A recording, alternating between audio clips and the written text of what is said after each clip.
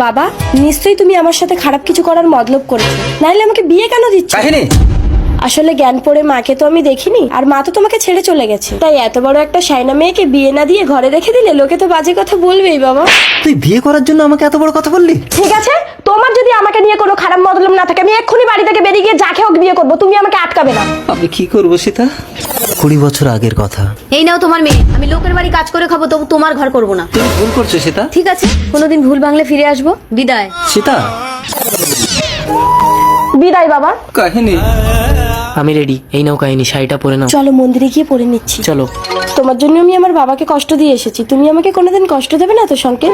আমি তো ভাবছি তুমি তোমার জন্মদাতা বাবাকে যদি কষ্ট দিতে পারো, আমাকে কোনোদিন দেবে না। তুমি না খালি মজা করো, চুপ করো তো। সীতা মাসি, বাবু, আপনি বিয়ে করে বৌমা এনেছেন? এনিকে ইনি আমার বাড়িতে কাজ করেন। উঠে এসো বৌমা।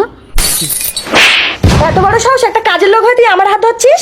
কাহিনী, তুমি এনার গায়ে হাত তুললে ইনি আমার মায়ের মতন। কি? তুমি 2 টাকা একটা কাজের লোকের সামনে আমাকে অপমান করো? আমাকে? সরি কাহিনী। তুমি আমাকে একদম স্পর্শ করবে না। আজকের দিনে ঝগড়া করতে নেই বাবু। You shut up. ভুলটা আমিই করেছি, বাবার বাড়িতেও ফিরে যাবার মুখ নেই আমার আর। ঠিক আছে, আমি তোমার বাবার কাছে ক্ষমা চাই, তোমার বাবাকে ডেকে আনছি, তুমি তোমার বাবার সাথে ফিরে যাও। তোমার কি সংকেতের সাথে লাইন আছে? সংকেত আমার ছেলের মতো। কি? তুই আমার গায়ে হাত তুলবি? কাহিনী, ওই আমার বাবা আসছে, দাঁড়া, আমি তোর ব্যবস্থা করে দিচ্ছি। আসুন।